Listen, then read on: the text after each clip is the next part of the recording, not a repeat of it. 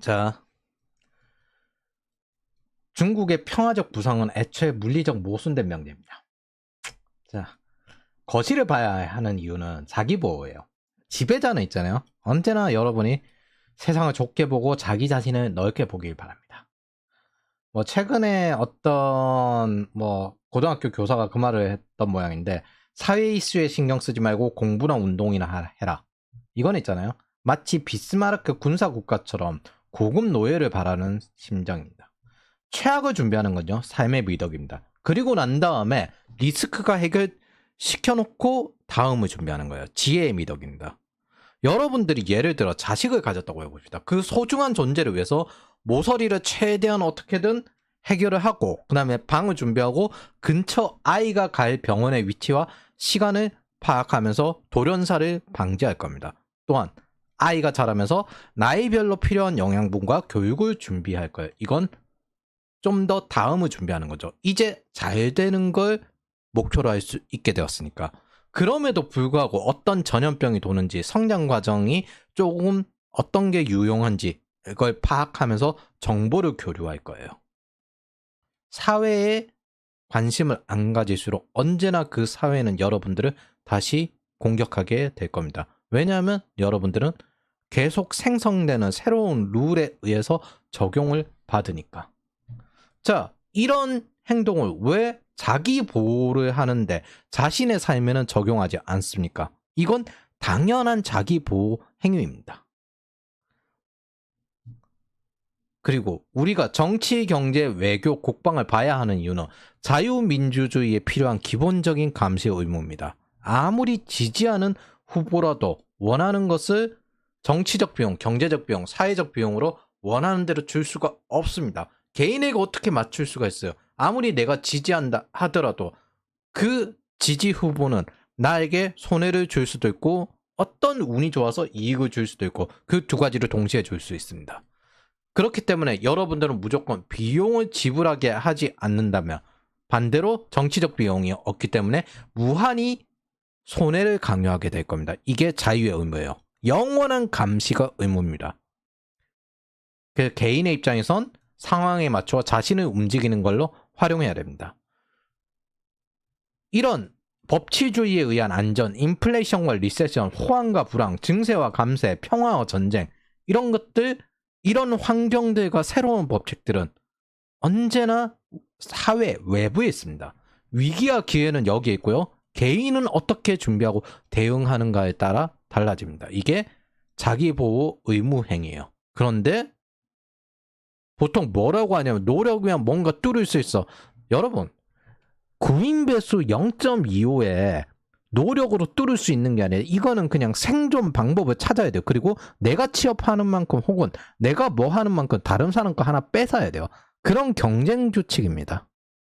그리고 누군가는 결국에는 아무것도 못하고 일단 버티고 살아남아야 될 겁니다. 그런 곳이에요. 지금 상황과 지금 경제는 그런 상황의 규칙으로 흘러갑니다. 이건 사실 미국도 지금 현재 신규 취업은 대단히 어려울 겁니다.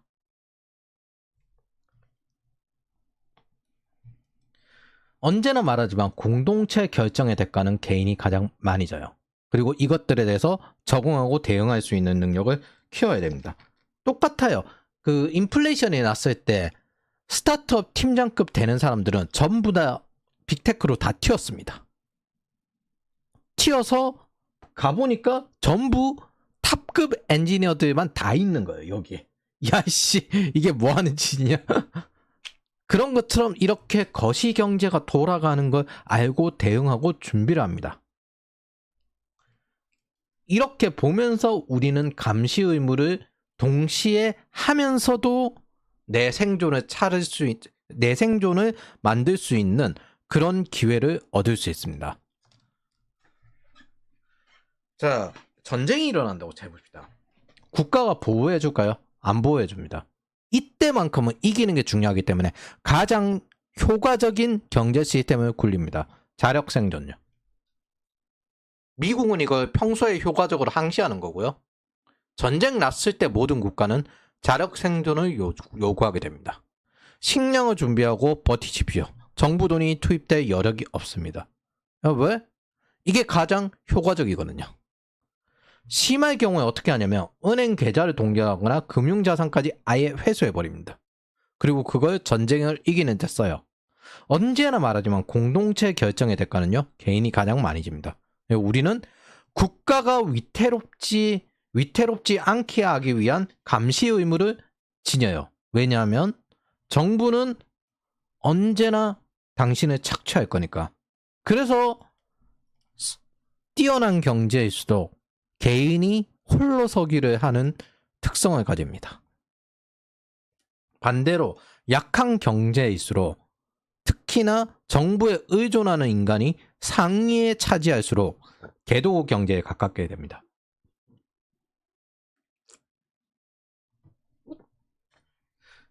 그래서 트렌드와 데이터를 보고 흐름을 봐야 돼요.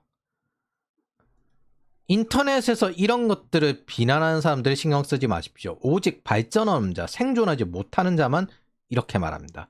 새로운 변화에 호기심을 가지지 않는 대가는 항상 강력하게 대가를 요구해요. 손가락을 잘 나가요. 항상 자격을 시험합니다. 그리고 저 같은 경우도 이제 다음 AI 시대의 다음 문명, 여기에서 AI 시대에 네가 빈자리를 채우느냐 아니면 손가락이 잘릴래 죽을래, 이걸 시험받는 상황에 있죠. 우리는 해당 시장의 포지션을 유지하는 것만으로도 항상 변화 대가를 요구하고 시험을 받습니다. 절대 수동적이면 안 됩니다. 해오던 거 하는 방식으로 하면 목이 잘려요. 그래서 위에 거 다 잊어도 괜찮은데 요걸 기억하십시오. 여러분들은 세상을 넓게 보고 자신은 깊게 봐야 합니다. 자기 자신에 대해서는 자기 자신밖에 몰라요. 자기 자신을 제대로 연구할 수 있는 사람은 자기 자신밖에 없습니다. 내 취향은 어떻고 나는 어떤 느낌으로 이걸 행복하게 느끼고 새로운 걸 탐구해 나갈 수 있는가.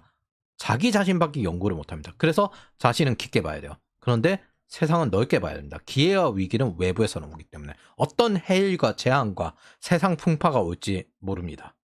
반면 지배자는 어떻게 바라냐면 여러분들의 세상은 깊게 보고요. 굳이 넘어가도 될 걸 끝까지 보게끔 하고 집중하게끔 합니다. 중요하지 않은 거에 몰입을 하게끔 해요. 그리고 자기 자신을 으쓱거리면서 높게 보길 바랍니다. 대표적으로 두루두루 잘 지내라. 그러면서 너는 말 잘 듣는구나. 반장처럼 써먹습니다. 이용해 먹기 좋게 으쓱대니까 우물안 개구리가 딱 그 꼴입니다. 이게 지배자가 말한 인재상이에요.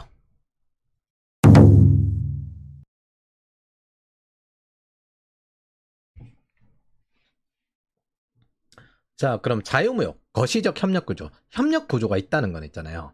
바꿔 말하면 배신하지 않는 한 포지티브 썸, 그리고 제로 썸, 마이너스 썸이 있다는 겁니다. 자, 포지티브 썸 게임이 되는 경우 보통 혁신과 기술 발전, 협력적 경쟁, 스마트폰 산업이 그랬죠. 그리고 신시장 개척, 가치사슬 협력, 이런 것들, 공급망 협력, 이런 거 쭉 있는데, 제로섬 게임이 되는 경우에는 뭐냐? 한정된 시장에서 점유율 경쟁을 하는 거예요. 지금 현재 노동시장이 이런데, 여기에다가 이전에는 이제 플랫폼 기업들이 청년들이 그쪽으로 몰리고 민주노총 진영이 아니다 해서 그것들에서 플랫폼 국감을 4년 연속으로 했어요. 그리고 중소기업을 키워야 된다라는 식으로 스타트업은 죽이고 중년들이 있는 중소기업에 열심히 돈을 지원했습니다. 이게 제로섬이죠. 그리고 지금 현재 그 청년들의 일자리가 다 죽었습니다. 살아남은 스타트업 숫자가 한정되어 있고 V3는 떠났어요. 더 이상 추가 투자가 이루어지지 않아요. 이 상황에서 여가부는 여성 지원이라면서 중소기업에다가 또 돈을 뿌리면서 여성 채용을 요구합니다. 즉 경쟁이 아니라 철저하게 정부에서 박탈당한 마이너스 썸 단계까지 내려간 거죠. 지금 현재 중국이 하고 있는 게 이 마이너스 썸입니다. 덤핑. 과도한 생산 능력 확대로 업계 전체의 공급 과잉이 빠지는 경우. 인생은 대부분 이 과잉 투자에 의해서 위기를 맞이하는 경우가 생각보다 많습니다. 주식 투자할 때 과잉 투자를 한다거나 혹은 사람에게 과잉 투자를 한다거나 이거 잘해준다고 착각을 하는데 그거 은근히 공격 행위 중에 하나거든요. 이 과잉 투자는 결국에는 공격 행위로 이유는 모르는데 받아들여지면서 둘의 관계가 마이너스 썸 자체이기 때문에 결국 깨져버립니다. 저 마이너스 썸이라는 구조적인 문제이기 때문에 기본적으로 과잉 투자는 공격 행위가 됩니다. 그 외에 여러 가지 것들이 있죠. 대부분 어떤 협상이든 정부 정책이든 통화 정책이든 자유무역이든 보호무역이든 이 플러스 썸 구조로 만들려고 합니다. 이건 구조적인 문제예요. 내용적인 문제는 그냥 기능의 문제지 구조적인 문제로 동작을 하게 됩니다. 그래서 여러분들 어떤 개입을 하거나 만날 때 항상 플러스 썸이 되는가를 잘 봐야 됩니다. 그래서 윈윈의 관계가 오래 갈 수밖에 없고 마이너스 썸이 되거나 제로 썸이 되는 경우에는 결국 싸우면서 끝날 수밖에 없습니다. 그리고 관계의 유통기한도 제로 썸 정도가 되었을 때부터 새로 설정을 하거나 아니면 그 유통기한이 끝났다고 생각을 하면 되겠습니다.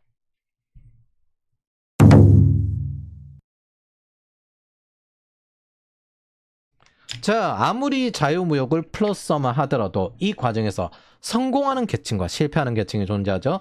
손해를 보는 층은 글로벌 수요에 대응할 수 없는 지역 착근성이 있는 사람들이고요. 이익을 보는 층은 월가 하이테크 기업 소비자처럼 이렇게 글로벌 수요에 영향을 받는 사람들 혹은 글로벌 경제에 영향을 받는 사람들입니다. 이 중에서 월가가 굉장히 더 컸죠. 자본의 자유화가 이루어졌기 때문에 이 과정에서 가장 커진 게 금융경제의 과도화입니다. 이건 실물경제 대비 금융경제가 너무 커진 문제이기도 한데 1947년에 비농업 기업의 이익이 10%에 불과했지만 2010년에는 50%로 성장을 했습니다. 그래서 비농업 기업들이 굉장히 크게 성장을 했구나. 근데 같은 기간 동안 GDP에서 차지하는 금융산업의 비중은 2.5%에서 7.5%로 증가해서 생각보다 적게 증가했습니다. 근데 모든 기업 소득에서 금융산업의 비중은 10%에서 20%로 증가했습니다. 이게 사실은 글로벌로 자본 투자를 하기 때문에 자국 내에서 커진 것도 있지만은 이 이익 인센티브가 커지는 문제가 발생을 합니다. 다른 나라의 이익도 여기에 들어올 테니까 이 수치를 좌파는 이익을 가져간다면서 마르크스주의적 비판을 할 텐데 얘네들은 상인이라 그 다음에 이런 금융투자에 대해서 이 유물론적으로 옳지 않다라고 하면서 비판합니다. 근데 정상적인 경제적 상식을 가진 사람들이라면 산업에서 돈을 버는 게 금융인데 산업으로 돈이 향하지 않았다는 걸 눈치챘어야 합니다. 기본적으로 사업이 금융보다 돈을 더 많이 벌어야 더 리스크가 있잖아요. 그래야 경제 시스템이 돌아가요. 즉 GDP 자체에서 차지하는 금융산업의 비중은 적지만 이익은 대다수 금융산업에서 나오는 현상을 가지게 됩니다. 요약하자면 우리나라 부동산 같은 거죠. 미국은 금융하지만 그거는 차라리 모두가 사서 참여라도 할 수 있어. 근데 한국은 부동산하죠. 이걸 생각을 하면 부가가치를 상출하는 사업은 이익 창출 구조보다 적은 상태가 됩니다. 이건 뭐 실물을 창조하는 게 금융 중개가 돼요. 실물 투자 수익률이 부스러기를 받는 금융 수익률보다 낮은 시스템 오류가 일어나게 됩니다. 문제는 이게 너무나도 리스크가 더 크고 더 많은 부담을 가지게 되는데 인센티브 구조가 왜곡이 되었으니 여기보다는 금융화로 더욱더 자기조직화돼서 몰리게 되는 거죠. 즉 정도가 과하다는 겁니다. 부동산에 비유해 볼게요. 한국 건설업의 GDP 비중은 4.5, 4% 5% 정도입니다. 근데 실물 경제 기업보다 자산 증식이 지금 현재 더 크다는 거예요. 왜냐하면 대한민국 자산의 80%는 부동산에 매여 있으니까. 제가 장담하건데 20% 넘습니다. 장담하건데 20% 넘는다고 장담해요. 요 한 10년간은. 그래서 사업을 통해서 회사를 열심히 키워요. 큰 성과를 냈더니만은 그 사장님 친구가 부동산으로 그보다 더 많은 이익을 냈다고 해보십시오. 그럼 사장님 멘탈 나가겠죠. 내가 그렇게 고생해서 이러는데 옆에는 딸깍 이걸로 되네? 그래서 이 경우 다 버리고 부동산이나 해야 되겠다 그렇게 생각하겠죠. 미국에는 차라리 남는 월급에서 자산 증식하고 노후에 도움이 되지만 한국은 은행 대출을 통해서 자산 증식이 되잖아요. 이게 노후까지 망치면서 금융 리스크까지 만들어요. 그래서 열심히 일해서 사업하는 것보다 금융 투자, 즉 부동산 하는 게 이익인 대출 받아서 그런 게 인센티브 왜곡입니다. 정치인은 보통 여기서 크게 두 가지 접근해야 돼요. 아, 실물 경제가 약하니까 실물 경제를 지원해야 되겠다. 혹은 금융산업이 크니까 금융산업을 억제해야 되겠다. 이게 불평등주의자들 하는 것들. 플랫폼 산업이 크니까 플랫폼 산업을 억제해야 되겠다. 정상적이라면 메인 스트리트가 과도할 때 월스트리트가 과도할 때 메인 스트리트를 택해서 우선순위를 조정합니다. 항상 좋은 것만 택할 수는 없으니까. 단지 시스템 리스크가 나오지 않는 빈곤선 정도. 여기 이상 나면 금융위기, 여기 이상 나면 메인 스트리트가 다 망해요. 그런 것만 그어두고 무너지는 걸 손을 대지 않는 정도 수준. 나머지는 무너지는 게 아니라 이제 그 이상 올라가면 그전에는 되지 않는 거. 그래서 자유무역과 금융화는 이런 것들에 대한 재밌는 국내 변화를 만들었습니다. 그런데 여기 정도의 문제가 존재를 해요. 어디까지가 플러스섬이고 어디까지가 마이너스섬이냐.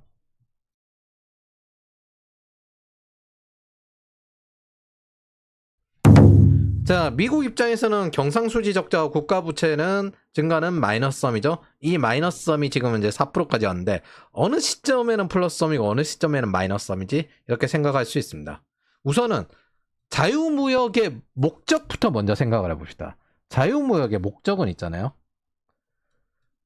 자유무역 자체가 아니라 신자유주의를 통해서 중산층이 자유민주주의를 요구할 것이다. 즉 자유화가 될 것이라고 여겼습니다. 이게 목적이고요. 자유무역 자체는 수단입니다. 근데 어느 순간부터 자유무역이 목적이 되어버렸어요. 즉 중국은 자유화가 되지 않았죠. 이 상황에서 지금 플러스섬과 제로섬, 마이너스섬이 존재하는 이 기준점이 생깁니다. 플러스섬의 번이.